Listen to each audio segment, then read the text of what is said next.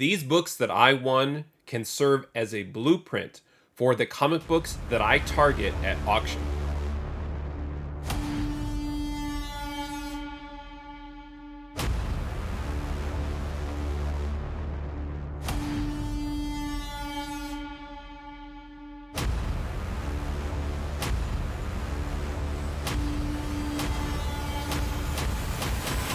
Hey there, today I have an unboxing video, and in this video I'm going to open up a set of comic books that I won at auction from the seller Infinity Comics on the comic book platform HipComic. This was a 20 plus comic book auction win that I won recently, and it is kind of a very typical set of comic books that I would consider to be non-keys or maybe minor keys that have a lot of upside in terms of value and condition if these books do turn out to be in high grade or have pressable defects. I also target these because I think these are comic books that people will just kind of shy away from. I think that they're looking for very recognizable covers, keys, popular books, popular titles, and so forth. And it's not to say that these aren't those books, but these are kind of a step down from that. And they are in conditions that I would consider to be investment grade comic books that I can put some additional time, effort, and money into that is worth my while. And I want to get to the unboxing and show you these specific comic books that I picked up at auction. If you are a Moneyball Comics channel member, there will be an additional video that accompanies this video that shows you the breakdown of what I ended up winning these books at auction at and what the values are from a fair market value perspective if I were to keep the books raw, and then also what is that additional value add that I could realize if I were to get these books graded. So let's take a look at these books that I recently won at auction. All right, here is the shipment that I received from Infinity Comics. It was sent to USPS. These were auctions that I won on April 3rd, 2024. I did have to pay tax and shipping on everything here, so I did have to take that into consideration when I was placing my final bids. But Infinity Comics always ships their books out to winners very consistently, very quickly. I want to say once you're done with your final bids and you pay your invoice, a lot of times they'll ship everything out the next day. So they're really, really great and consistent and reliable in terms of getting your books out to you after you've paid. All right, let's get this opened up.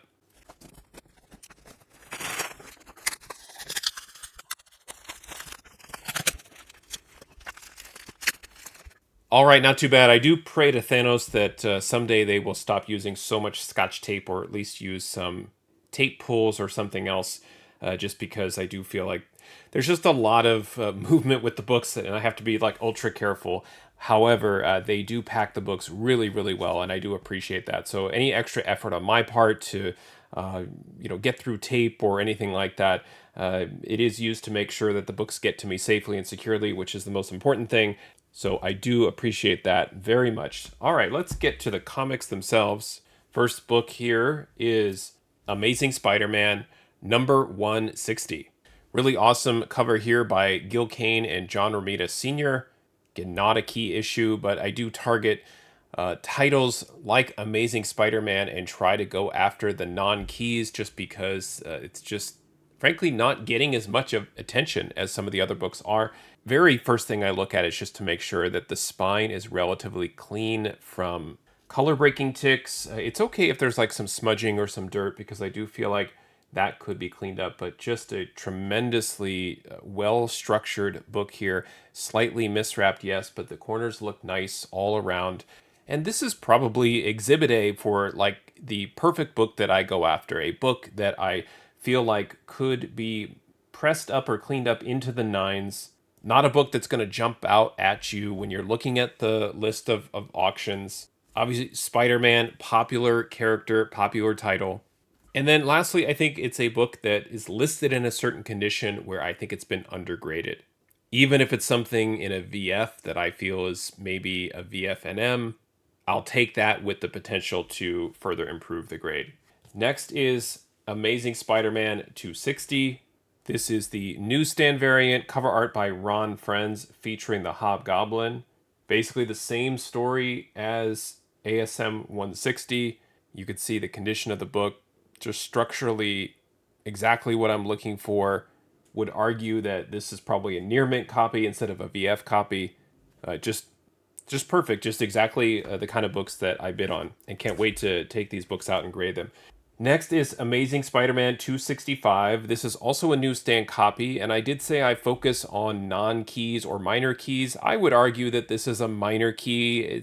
Maybe it's a major key for Amazing Spider-Man. This is the first appearance of Silver Sable. It is a character that really showed up a lot for me as I read Amazing Spider-Man, Spectacular Spider-Man, and then considerably in Web of Spider-Man. Silver Sable showed up quite a bit in that mid to late 80s, early 90s run. Was just a prominent character that Spider-Man interacted with, and really thought that this was another high-grade copy.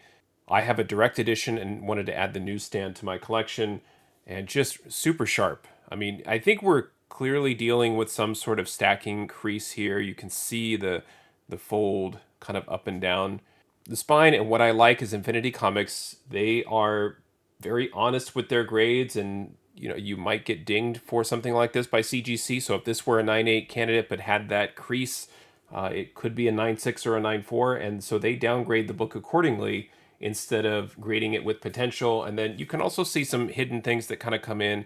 There's definitely a finger bend, just a slight one up here that I'd have to deal with along the top. But wow, what a gorgeous copy here of ASM 265, first appearance of Silver Sable. Next is another ASM. This is Amazing Spider-Man 303. This is part of the Todd McFarlane Amazing Spider-Man run. There she is again, Silver Sable, as I just mentioned. Sandman, just an awesome McFarlane cover. This is from 1988. And again, just zooming in a little bit on the condition of the book and why I target some of these books. Really, really happy so far with these corners. Just barely soft on that one. I would say more or less sharp. A lot sharper than a book I would say would be in sort of the 7.5 to 8.5 range, which is what these books are advertised in. So far so good on the condition. Next is Amazing Spider-Man 346. This is a book that I have a really tough time getting in high grade. For whatever reason, this one always seems to have problems with it. And sure enough, this one also has color breaking around the staple, just the stress of the staple in the book. Looks like if this book was well read, it did have additional wear on the staple. And then as I zoom in also along the spine, you can start to see color breaks. I just can't seem to get this one in a 9.8 candidate. Love this cover, and this is really when Venom started to take off and have that really monstrous, lots of teeth, the long tongue that Eric Larson added onto the character. This is right around when that starts to happen, and these books to me are not as popular as ASM 298 through 301 and 316, but still important to the Venom lore as the character evolved. Moving on from Amazing Spider-Man is Avengers 187.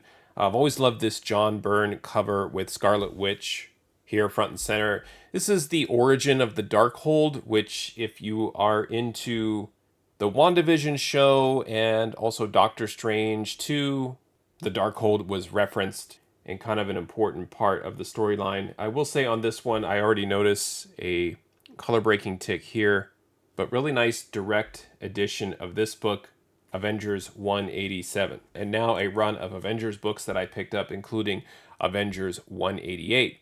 In this one, we have the first appearance of the Elements, another great John Byrne cover, direct edition, the Elements of Doom more specifically. Just a great action cover featuring the Avengers. And then looking at the condition, again, just a lot of stress around the staple, the bottom staple in particular, right in here. And I do see some spine ticks, but not too bad. And sharp top left corner. And book looks great otherwise. So another high grade copy of late 70s Avengers. Next is Avengers 189. Another thing I love, these are all direct editions. So we're talking about late 70s, early 80s Marvel direct copies. Rarer than newsstands. Great Hawkeye cover here by John Byrne. And this one too, kind of same as before, although I think around the staples looks okay. A few non-color breaking spine ticks, but this corner up at the top looks to be just slightly blunted, which is breaking color right there. But again, these defects, I don't feel like it really pushes the book away from the nines too far. And that's where I feel like with a very nice, clean and press to just spruce the books up a little bit, it definitely keeps these books in the nines. But they're always listed conservatively in sort of the 7.0 to 8.5 range. Next is Avengers 200. Gorgeous cover art here by George Perez. Really odd story featuring Carol Danvers that I'll let you look up and figure out and read on your own if you want. I look at it as an anniversary issue, George Perez cover art. Double-sized issue, slightly square-bound as well, so you're going to have to kind of deal with this in terms of condition or getting it pressed, but I really thought that this was a really nice copy. Looking at a little bit of a slight issue with the top corner kind of hanging over. Same thing with the bottom, possibly some staining right there, not sure exactly, but along the spine it looks gorgeous. Just some indentations, just some dimpling here along the edge, but looks great. Not miswrapped at all, just a very really nice high grade presentable copy of Avengers 200. So next we have Tomb of Dracula 16. At first glance, I thought this was Neil Adams on cover art, but this is actually Gil Kane with Tom Palmer on inks. This is from 1973. And this book had popped on Infinity Comics a few times, and I really liked the condition of this one and the price that I paid for it. I can see some corner wear down here, but again, just tremendous high-grade copy. The rest of the spine looks very well intact. Top corner looks sharp. There's some rippling along the top that I'll have to deal with and figure out, but I feel like it is pressable. And then it looks like there is just a couple of hairline tiny color breaking ticks here, so certainly has an opportunity to land somewhere around like an 8.5 to 9.4, which I would take for this book all day long, as I'm a Tomb of Dracula collector officially, but also a lover of the 20-cent covers there. I would say one of the more popular covers of Tomb of Dracula. Also has the first cameo appearance of Dr. Sun, who appears in voice only. So it's another form of cameo that we all have to keep track of. And then the last book in this pile, I think it starts the run on the other stack. This is Batman number 291. This is an awesome cover. It features Batman's Rogues Gallery. I love that. It's just burn in hell. It's just super cool. Jim Aparo cover art in this one. Even the tombstone has the bat ears, which is awesome. But yeah, a very, very fun and interesting Batman cover. Honestly, once you start getting back into this era of Batman comics, any cover with Joker on the cover, it becomes a focus for Batman and Joker collectors specifically. So it's great that there are other villains on there, but I do notice that when there are books with Joker that I try to make sure I pay more attention to. Speaking of, here is Batman 294 with the Joker himself claiming that he's just rubbed one out, specifically Batman's face. So if you also collect Batman covers of certain facial expressions, I don't know what you would say on this one, if that is his face, but just, it's just, I don't know why that makes me laugh. I think it's because the Joker's just talking about how he's really rubbed Batman out on this one. So Batman 294 from 1977. Next is Batman 296. This one, another Batman villain, Scarecrow, featured on this cover from 1978.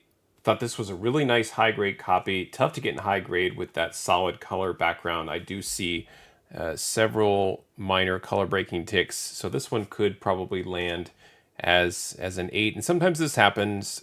Maybe I don't see the spine ticks in the scan, or I just want to take a shot anyway. Or sometimes I'll throw kind of like a medium bid, so maybe not my highest bid. And sometimes it sticks, sometimes I'm able to get the book, and this might have been one of those cases. And not that I'm trying to collect a full run of Batman or anything, but I try to find covers that are interesting, covers that feature villains when we're dealing with non-keys, which all of these books are. When we talk about like Joker appears on the cover, yes, there are some very classic and iconic covers, but also like any book where he appears can be a little bit more desirable than your average Batman comic. This is Batman 298.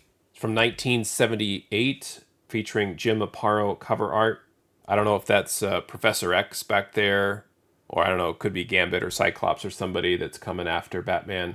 Or maybe there's more than one. Maybe this is all of the X-Men coming after Batman. Looking at the condition, this one looks to be really nice. Couple of hairline ticks right up here, but spine looks really nice, protected a little bit by the miswrap.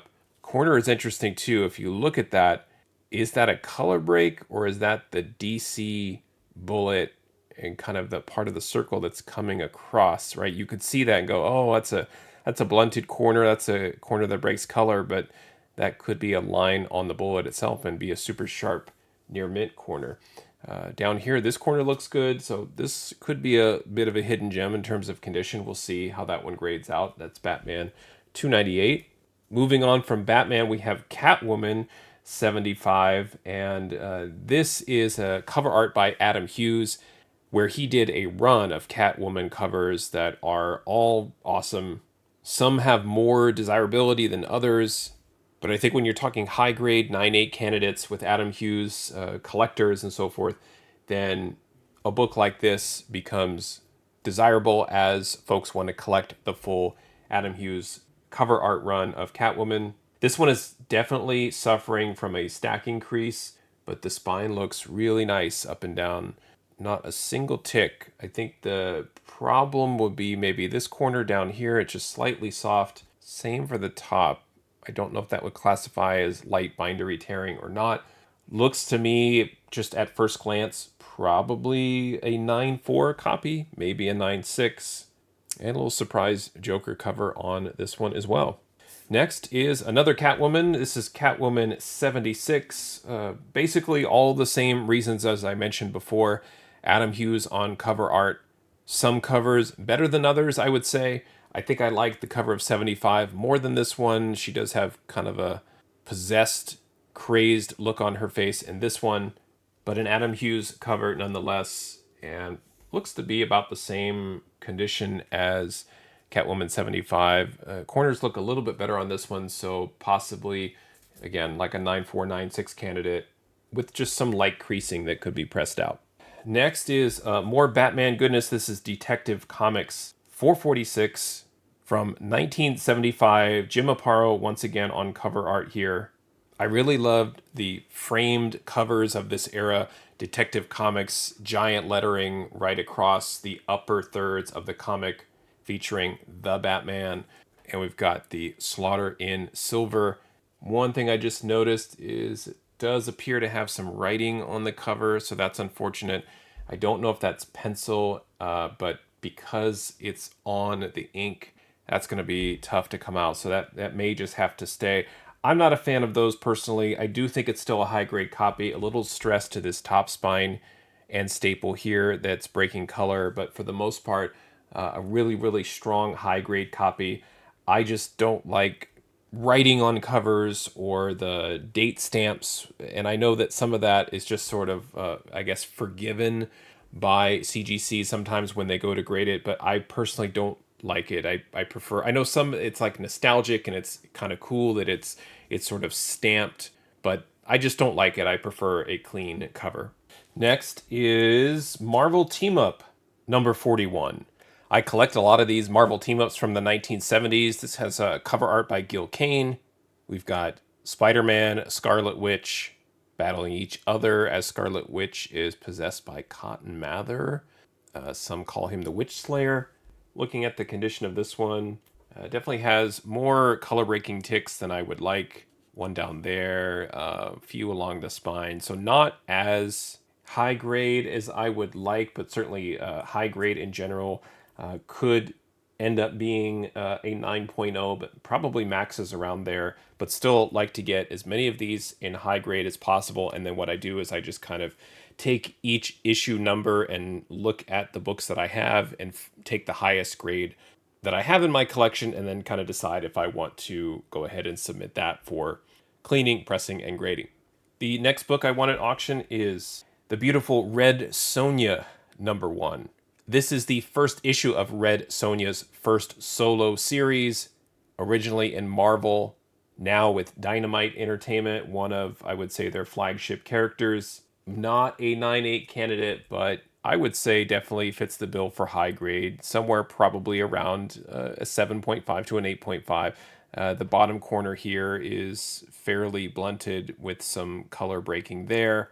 The colors, the character herself, very, very happy to finally add Red Sonja #1 to my collection. It would definitely look great alongside my other Conan the Barbarian books. Next is another Red Sonja book, Red Sonja #4. This is cover art by Frank Thorne.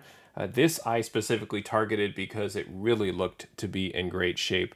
I will say this corner up here just has a little nick to it that's breaking color, but the spine looks very well intact. Definitely consider this to be a yellow cover, yellow background cover specifically.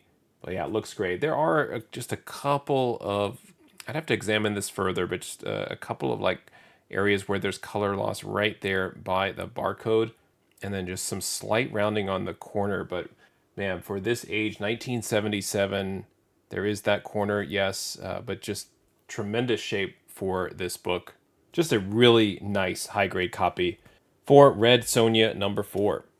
Shuffling back to Amazing Spider-Man, this is Amazing Spider-Man 154. This is cover art by John Romita Sr. Spider-Man battling Sandman here on the cover. Looking at the condition, giving it a once-over. Also an issue with the corner of this book. Some color breaking ticks here. So this one probably in a little bit worse shape than I thought. Probably is a realistic VF copy, but hard for me to pass up Amazing Spider-Man from the mid 70s at a reasonable price. I feel like that's just really a no-brainer for me to add those books to my collection. Now jumping back to Batman, this is Batman 283 with cover art by Ernie Chan and Vince Colletta. This is a really cool, interesting cover where Batman's having a hard time with these characters that are camouflaged. And I don't know if he's getting a massage there from one of the characters or a hug, but he's definitely getting some hands-on action there. I don't know if he's getting rubbed out like the Joker did on Batman 294, but he's having a really difficult time on this one. But looking at the condition, probably similar to the book we just looked at, ASM 154. Corners are fine, they're okay. Not great, sharp, just slightly rounded. Same for the bottom, just a little bit of color loss here, just being really nitpicky. And then just a small handful of spine ticks, a mixture of non and color breaking ticks that go up and down. But for the most part, a really strong high grade copy of Batman 283 from 1977. And the last book that I won at auction, another Batman book, Batman 288. This is cover art by Mike Grell. This probably constitutes as a sad Batman cover, or maybe could be surprised Batman or scared Batman, maybe. I'm not sure. But we've got the Penguin here and his pets of prey fighting Batman on this one. Another high-grade copy, but probably not, certainly not a 9.8 candidate. Probably will sit somewhere in that 7.5 to 8.5 range, possibly a 9.0, depending on the back of the book, but really strong high-grade copy. And again, like I said, this is kind of the blueprint as far as books that I target. I will throw bids up for some of these Batman books, other books, Tomb 16, Avengers 200, Avengers 189, and so forth. All of the books that I looked at, I will put max bids on some of them, and then other books I will put what I call a mid bid, which I think is appropriately named, where it will basically just kind of let the auction run out. And if I win, I win. And if I don't, I don't. And it's okay, because maybe it's not the ideal condition for the comic that I'm looking for, but relatively speaking, for the price of that mid bid, then I'm okay with winning it. In some extreme cases, I'll put a low bid, but the way that everybody is hopping on to Infinity Comics right now, those initial bids never last. But really, really cool, awesome collection of books. Just looking at the color palette, I mean, this is just like, if I could get this on a t-shirt or a poster or a wallpaper of something, these are the books that I would want on it. So really awesome collection of books from primarily the 1970s, books that I'm targeting, books that really lend themselves to a nice, clean, and press as well.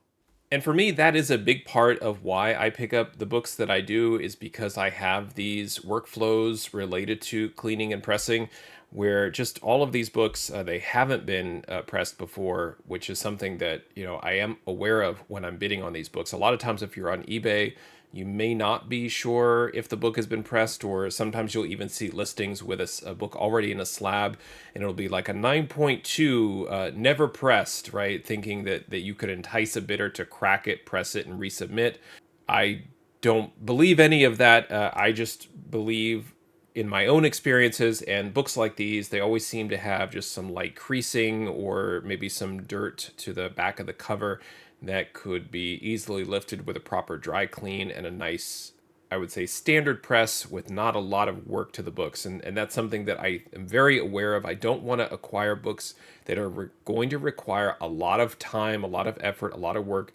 I'm looking for books that just need the minor improvements to move it, let's say, from an 8.5 to a 9, or a 9 to a 9.2. That's exactly what I'm looking for.